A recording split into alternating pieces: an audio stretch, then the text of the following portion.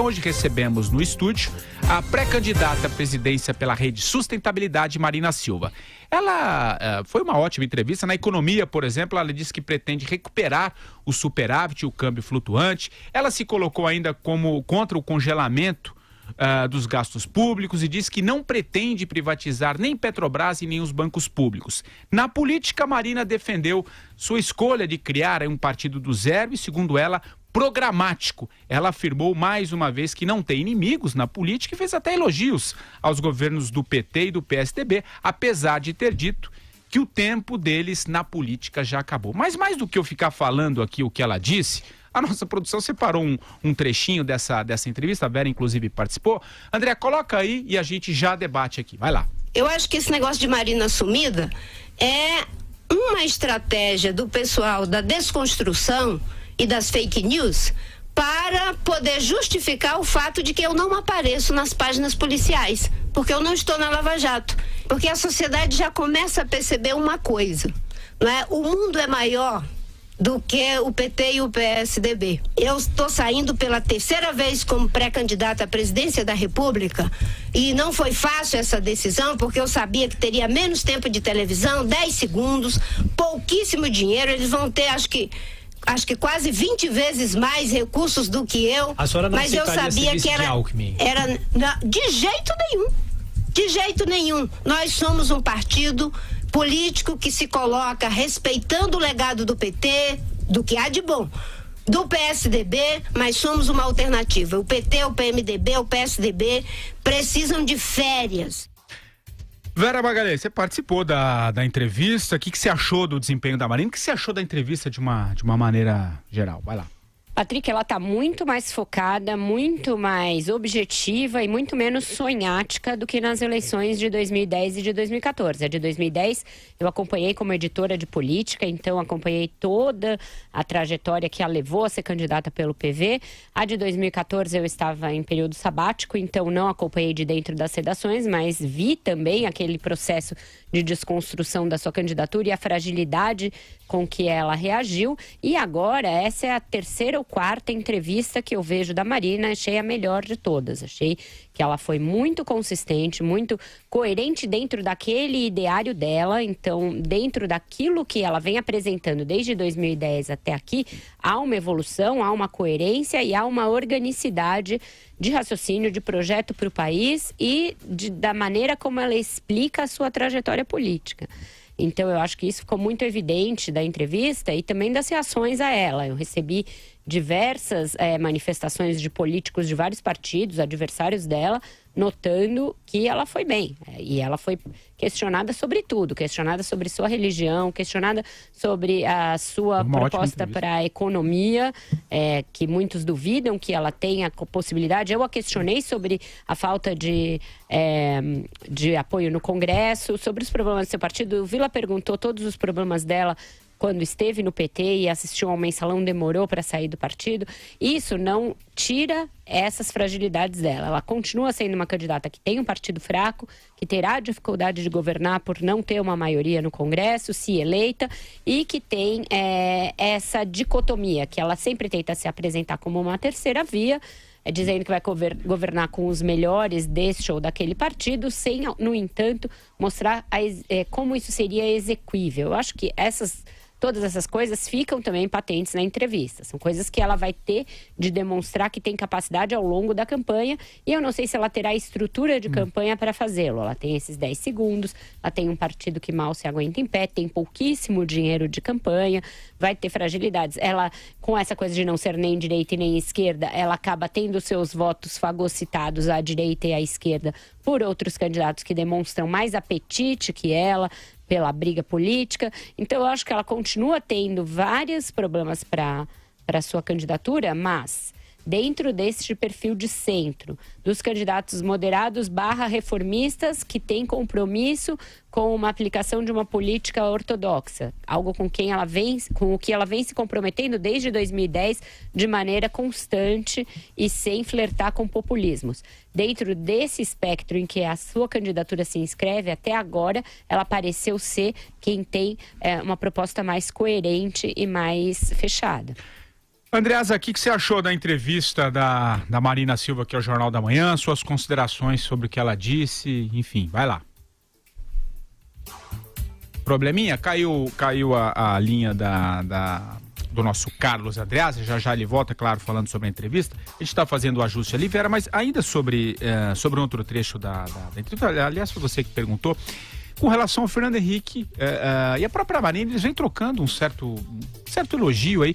Isso mostra o quanto o Alckmin, que ela disse ali que não será vice de jeito nenhum, quanto está sem moral no PSDB, quer dizer, o Fernando Henrique tratando como um plano B. Você até questionou isso sobre ela orbita aqui no PT, daqui a pouco é no PSDB, ela até se saiu bem. O que você achou desse trecho específico e desse movimento do Fernando Henrique? O movimento do PSDB é um movimento, entre aspas, imperialista, Patrick. Ele parte do mesmo pressuposto do qual o PT parte quando busca alianças, que as alianças todas servem desde que para apoiar os seus e não para que os seus apoiem outros. Então, quando o Fernando Henrique fala, elogia a Marina, rasga essa seda, fala em aliança de centro, etc., ele, na verdade, está querendo abrir um caminho para que ela seja vice do Alckmin e não o contrário, apesar dela ter mais votos do que ele, como o próprio professor Vila falou aqui.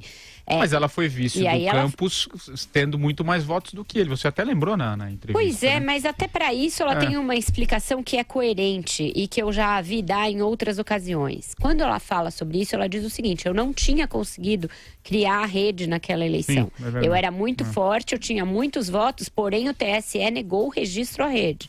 Eu não me sentia hábil para ser candidata por um outro partido, então resolvi fazer uma filiação ao PSB e ser candidata a vice do Eduardo Campos por achar que naquele cenário ele era quem tinha a melhor proposta. E aí o Eduardo Campos morreu e ela teve de assumir o lugar dele.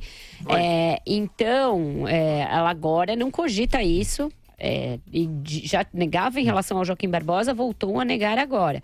Não acredito que as coisas caminhem para isso. Não tenho apuração, e eu tentei apurar isso ao longo dos últimos dias, de que exista uma conversa organizada para que esses dois partidos estejam juntos. É mais um desejo ali, algo diáfano. Andreasa, agora sim, o que você achou da entrevista, os principais pontos da entrevista aqui hoje concedida ao Jornal da Manhã, da Marina Silva? Vai lá. Patrick, você sabe que não é segredo que eu não acredito na candidatura da Marina Silva. Acho que a posição em que ela aparece em pesquisa deriva de recall, de memória, no momento em que as pessoas estão um pouco interessadas em eleição e citam o nome delas numa espécie de margem de segurança. As pessoas se lembram de quem ela é, que ela é uma figura identificada como honesta, disputou várias eleições e talvez daí se explique o lugar em que ela aparece. Acho que quando a campanha começar, considerando a fragilidade do seu partido, falta de estrutura, de recursos, ela vai encolher muito. Dito isso, a entrevista é boa. É menos por motivo de conteúdo, embora também tenha evoluído um pouco, e mais na forma. Ela sobe o tom dela fica um pouco maior, inclusive nesse momento em que é cogitada para fechar com o PSDB, para se aliar ao Geraldo Alckmin, o tom, o modo como ela reage é muito claro disso, representativo disso que eu quero demonstrar aqui. E também, exatamente isso, o seu português é acessível pela primeira vez. É possível ouvir uma resposta da Marina Silva integralmente, compreendendo aquilo que ela está dizendo. Assertiva, como disse a Vera. Agora, ela tem os problemas internos com os quais se resolver. E é engraçado como ela se desvencilha da verdade sobre a sua trajetória, né? Ela foi perguntada pelo Vila, inclusive, deu o número de anos, meses e dias, 5 anos, 6 meses e 13 dias em que foi ministra do Meio Ambiente do Lula. Ela saiu do governo em 2008. O mensalão é 2005. Então tem 3 anos aí de convivência com um escândalo. Ela diz que no começo não acreditou, achou que era uma espécie de golpe para desestabilizar o governo. mas depois se convenceu disso. Será que ela levou 3 anos para se convencer disso, até sair do governo? Vejam que no meio do caminho houve a reeleição do Lula em 2006, em que essas questões foram profundamente marteladas. Ela ficou, portanto, quase 2 anos depois do Lula reeleito. E, mais importante, sai do governo, mas não sai do PT. Ela fica no PT até 2009 e, francamente, mente quando explica o motivo em que deixou tanto o governo quanto o partido. Diz que deixou o governo por motivos ambientais. A sua política estava sendo assacada pelo grupo da Dilma Rousseff, desenvolvimentista. E depois deixa o partido pelo mesmo motivo, porque se diz, em 2009, excluída, escanteada, a questão ambiental, que era importante para o PT, vai sendo colocada de lado. Isso até pode ser verdade, mas isso até pode ser em parte verdadeiro, mas o fundamento que ela não enfrenta é que a disputa que ela travou com a Dilma não era por motivo ambiental, mas era para saber quem seria a candidata do PT à presidência da República em 2010. Essa foi a disputa que ela travou com a Dilma Rousseff. Quando ela percebe, porque ela era candidata, pré-candidata do PT, lançada inclusive no ano anterior, quando ela percebe que o Lula já havia feito uma escolha e que seria a Dilma a escolhida para disputar a eleição, aí, por esse motivo, ela deixa o PT para ir para o PV para disputar a eleição. Então, esses movimentos todos da Marina Silva são movimentos eleitorais, são legítimos, mas é importante falar sobre eles. Marcelo Madureira, suas considerações sobre a entrevista, o que você achou da entrevista hoje pela manhã? Confesso que, assim como surpreendeu a todos, surpreendeu a mim. A sensação que eu tive é que a Marina Silva, dessa vez, está mais bem assessorada. Ela, na forma e no conteúdo, né, me parece mais assertiva, né, abandonando um pouco aquele perfil dela de coitadismo, né, tentando se desvencilhar dessa imagem de frágil criatura. A mim, passou um pouco disso. Me surpreendeu também o fato dela não querer ser vice. Ela se esqueceu que isso já salvou a vida dela, né? O fato dela não ser vice. Mas isso é uma contingência. O que eu acho significativo e importante é que realmente, nessa altura do campeonato, ou seja, da pré-campanha, nenhum pré-candidato vai falar em querer fazer coalizão com esse, aquele outro, porque primeiro que eles são todos pré-candidatos. Essa maluquice, né? Essa jabuticaba que só tem na eleição brasileira. O sujeito é pré-candidato, ele não é candidato, ele é semivirgem, né? Ele tem um pré-infarte, né? Coisas que não existem, né? Mas enfim, nesse momento realmente é um despautério o indivíduo abrir o flanco para dizer que admite fazer coalizão com esse ou com aquele outro. Agora, realmente, né, no frigir dos ovos, a mim, enquanto eleitor, né, mais do que, digamos assim, entre aspas, analista político, comentarista, ela surpreendeu realmente com mais estofo, né? Com a Marina Silva modelo 2018 realmente traz aí airbag, né, trio elétrico, coisas assim, alguns acessórios que podem ser importantes quando ela deixar de ser pré-candidata, né? Quando ela for disputar com outros candidatos e não mais pré-candidatos. Sabe qual que eu acho que é o problema, Patrick, que ela vai enfrentar? Ela diz que a polarização PT e PSDB terminou no Brasil e que ela usaria os melhores deste e daquele. O que eu acho é que ela vai ser vítima do fato de que existe hoje uma outra polarização, ainda mais acirrada, em que os polos não são PT e PSDB. Os polos são a direita do Você PSDB. até colocou isso, né? Pessoas que até já votaram no PSDB, porém não votam mais e hoje em dia se irritam muito com o partido, tanto que nessa pendenga Bolsonaro e Geraldo Alckmin, o Alckmin está apanhando muito nas redes sociais, fruto dessa perda de espaço do PSDB nesse eleitorado mais conservador, mais de direita. E do outro lado existe uma esquerda que está órfã do Lula, mas que não migra para ela. migra para outros antes de migrar para ela. Então, ela, nessa tentativa eterna de ser a terceira via, pode ainda, mais uma vez, não ser escolhida porque existe essa polarização e porque ela pode se acirrar no país. Então, eu acho que a candidatura dela pode padecer, neste momento, de um lugar a ocupar diante dessa realidade do Brasil, entendeu? Você tem pessoas aí que estão na rua pedindo intervenção militar já, o discurso está aqui e o dela está num patamar aqui embaixo, falando de coisas que são importantes. Que se o ambiente estivesse mais racional, esse discurso dela teria muito mais aderência. Ela fala de uma economia para o século XXI, na qual o Brasil não está inserido. Ela fala de oportunidades de emprego com base em diversificação de mercado. Ela fala em exportações. Ela fala em uma pauta que seria muito interessante se as coisas não estivessem tão desgastadas na política e tão desarrumadas na economia. Sendo que você tem, quando eu falei para ela, um debate mais terreno, e ela disse que as questões dela são terrenas, podem até ser, mas não são urgentes, não são imediatas, não dizem respeito a essa conversa que a gente tem todo dia aqui, que a gente vê no bar, que a gente vê na escola do filho.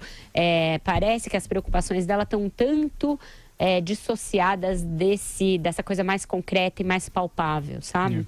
E emendando com tudo isso que inclusive você e o Andreasa colocaram, né? Quer dizer, a falta um pouco de estrutura do partido, a falta do dinheiro em si. Vai lá, o Andreasa, você acha possível ela chegar a um segundo turno? Não, eu não acho possível, mas hoje ficou claro para mim, pela primeira vez, que ela, Marina Silva, será candidata. Nossa. Porque eu tinha dúvidas sobre isso. E a posição dela, a forma como ela se apresentou, bastante dura, deixou claro para mim que ela será. Mas eu vejo ela numa posição encaixotada, talvez seja, junto com o Geraldo Alckmin, nesse momento. O Geraldo até tem por onde sair, porque ele tem máquina, tem estrutura, né?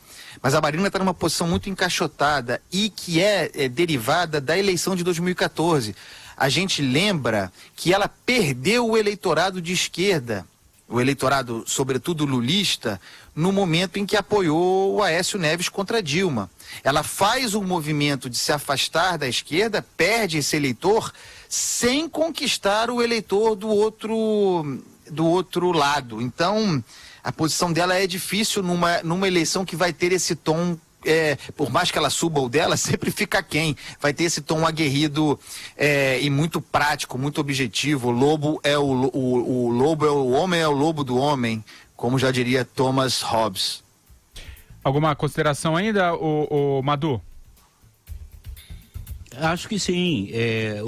Seguindo aí o raciocínio do Andreasa, a Marina talvez tenha que buscar realmente um novo nicho eleitoral para ela, né?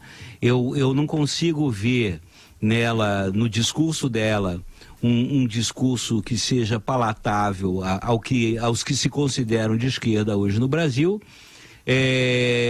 Eu percebo que há até pelo discurso, pelas atitudes do Fernando Henrique Cardoso, uma tentativa de sedução, né, da Marina para, digamos assim, um campo mais de centro, mas eu acho que ela que também não se identifica com isso.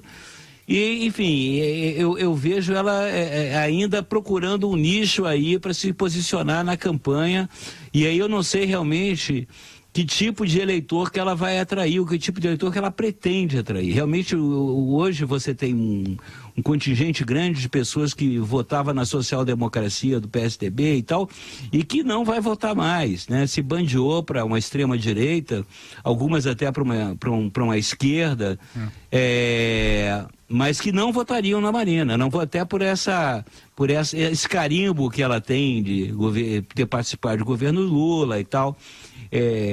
Eu fico curioso para ver o discurso dela eleitoral mesmo, né, na campanha, para ver qual o nicho que ela vai buscar do eleitorado. Legal. E só um rápido, alguma coisa? Não. Um rápido recado, amanhã, aqui no estúdio também, dando sequência nessa série de entrevistas, Álvaro Dias, o senador Álvaro Dias, será sabatinado. E a gente, claro... Olha... amanhã.